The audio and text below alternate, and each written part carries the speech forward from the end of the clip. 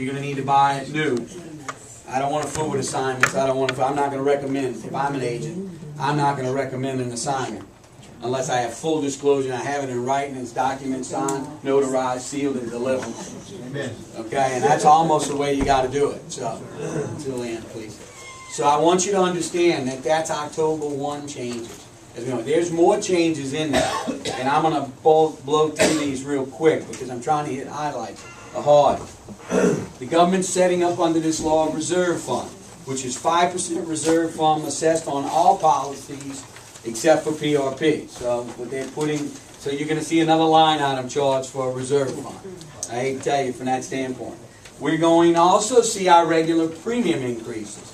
The overall premium increase as an average is 10%. So that's the overall regular rate base is changing 10. When we were talking 25% over 4 years, the program cannot increase its rate greater than 20% under the new law as a program. So if I got some up here at 25 and these at 10 and all these little phases, how does it hit the overall of 20? So I may have to back down some of these to stay into the 20. So that's why it may take more than a 4-year period. Does that help you understand why I say 25% max until you get to actuarial rates, okay? Federal policy fees are changing. They're minimal.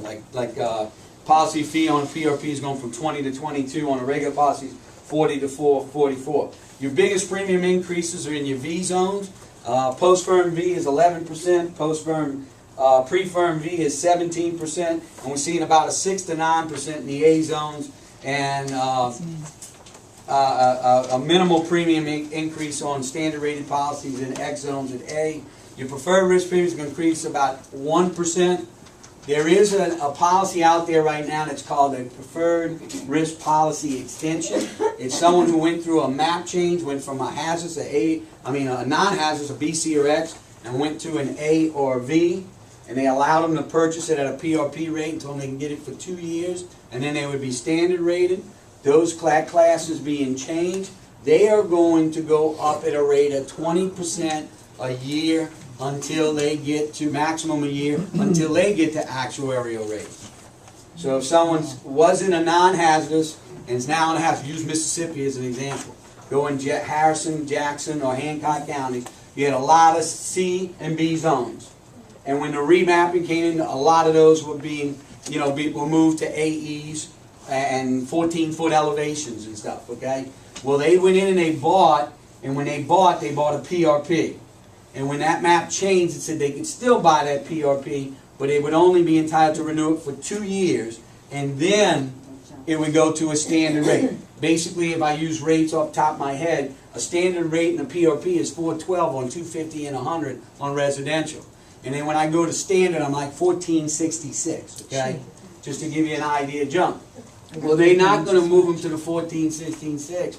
Immediately, what they're going to do is take that PRP extension and phase it in at a maximum of 20% until they get to the rates that are necessary.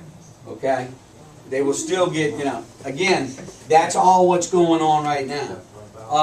People who have had severe repetitive losses, okay, meaning loss after loss after loss on a property, there's a definition for it. But currently they're written with a policy with the federal government direct. It starts with an RL. They're being phased into actuarial rates as well, starting in October. And this is the next biggest, this isn't really going to affect you guys, but it is something that's in here, is as far as, a lot of people are confused about this, is we can make a policy go into effect at the time of a closing, provided it's a loan closing. Buy your house for cash, that's a closing. I got a 30-day wait on my federal flood insurance. But if it's made with a loan, we're making, increasing, extending, or renewing, or refinancing of a loan, then I can make my policy go into effect immediately. It used to be also, too, if my bank told me that I now need to buy flood insurance because I've been remapped, I could waive the waiting period as well on that. Well, the lender requirement piece, the last piece that I just said, is now going to have a 30-day wait.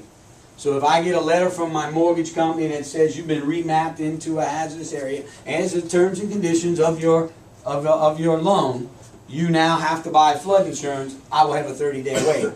It used to be that could go in effect immediately. It doesn't affect loan closings. It only affects portfolio reviews being done by mortgage companies stating that we've reviewed this file, it's not in compliance, and you've got to bring it in compliance and buy flood insurance. And now I can do it as an agent, but I got a 30-day wait, okay?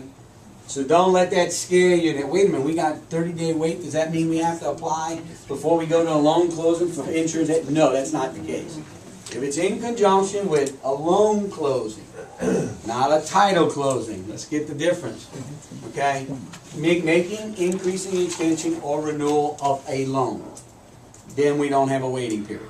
And that starts now? That starts October 1. October 1. Okay? That law is already there, the making, increasing, extension, but there's also the lender requirement is still there. Okay? October they removed the lender requirement is all they're doing, and making it have a 30-day. Okay? That's pretty much October changes.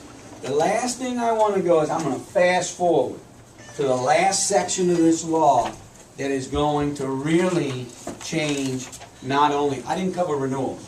Somebody asked me that. Take it back. October 1 renewals.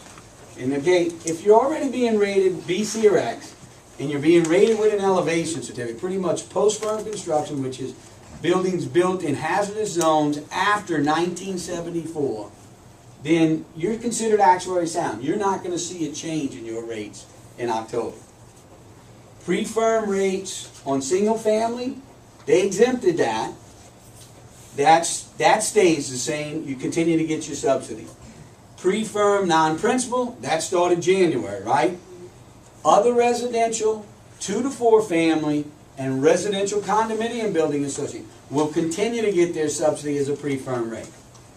Business property is going to start being phased out starting in October 1 on renewal. You mean phased out? Meaning 25% increase maximum until they get the actuary rate. It's called business property, and we're trying to get a good thing on what do they mean by business property, and they haven't quite defined it all yet. So if I went classification-wise, I'd say non-residential. But it may not be all non-residential because there's a new box on our apps, and we're going to have to make sure we have a clear understanding for an agent to understand what is business property versus what is non-residential. But I want you to understand is that's starting in October as well. So for the most part,